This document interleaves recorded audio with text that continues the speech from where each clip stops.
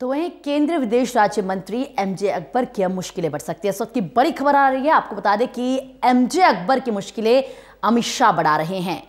अमित शाह ने यह कहा है कि मामले की जांच होगी और सच्चाई क्या है उसको भी देखा जाएगा। सच्चाई देखनी पड़ेगी, केस की सच्चाई क्या है उसकी जांच की जाएगी। अमित शाह का यह बयान आया है।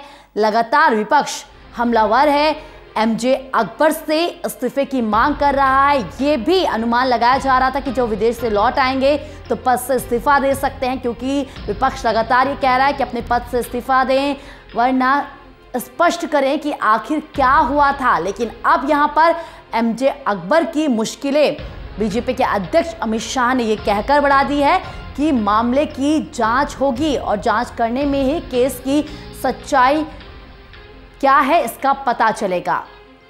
तो ऐसे में मुश्किलें बढ़ सकती हैं। ज्यादा बातचीत के लिए हमारी सहयोगी ललिता कांडपाल हमारे साथ जुड़ चुकी हैं। आपसे जानना चाहूंगी, क्योंकि लगातार पहले तो विपक्ष हमलावर था, ये कह रहा था एमजे अकबर स्पष्टीकरण दे, अगर स्पष्टीकरण नहीं दे रहे हैं तो पद से इस्तीफा दे दे। लेकिन अब ऐसे में अमित शाह ने मुश्किलें बढ़ा दी है एमजे अकबर की, विस्तार से बताएं।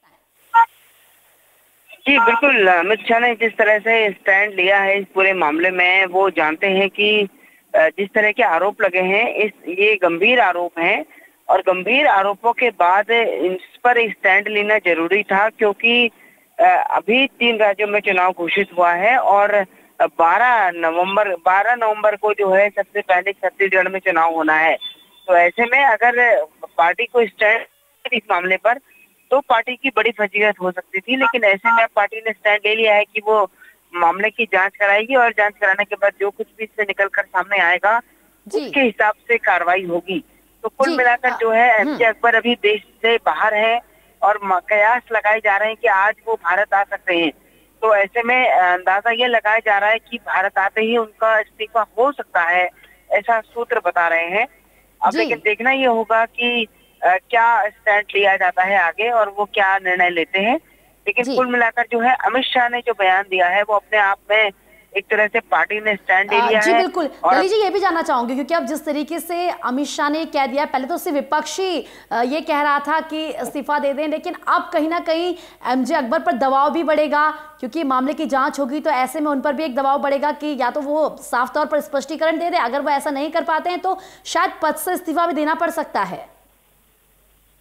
देखिए, दरअसल यहाँ पर स्पष्टीकरण देने का मामला नहीं है, क्योंकि यहाँ पर कोई ऐसा विवाद नहीं है कि जिसमें किसी तरह की कोई शिकायत को कानूनी जामा न पहनाया गया हो। लेकिन यहाँ पर जो मामला है वो यौन उत्पीड़न का है मामला है और अपने आप में बड़ा गंभीर मामला है।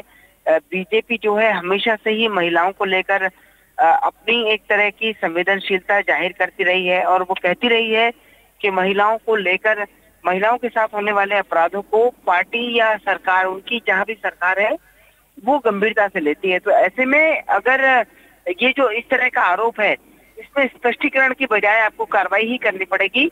अब भले ही बाद में एमजे अकबर को क्लीन चिट मिल जाए और वो क्लियर होकर बाहर निकल जाए तो उसके बाद वापसी के रास्ते खुल सकते हैं, लेकिन फिलहाल जो है जब आरोप लगे हैं और वो भी 1 नहीं 2 नहीं बल्कि 7 महिलाओं ने एमजे अकबर पर आरोप लगाए हैं, तो ये अपने आप में ही बड़ा गंभीर मामला हो जाता है। अब देखना ये होगा कि इस पूरे मामले में आज के दिन में क्या डेवलपमेंट होता है, क्योंकि जिस तरह से माना जा रहा है कि अगर एमजे अकबर भारत आते हैं तो उसके बाद उनका इस्तीफा हो सकता है। जी बिल्कुल, तमाम जानकारी देने के लिए आपका धन्यवाद।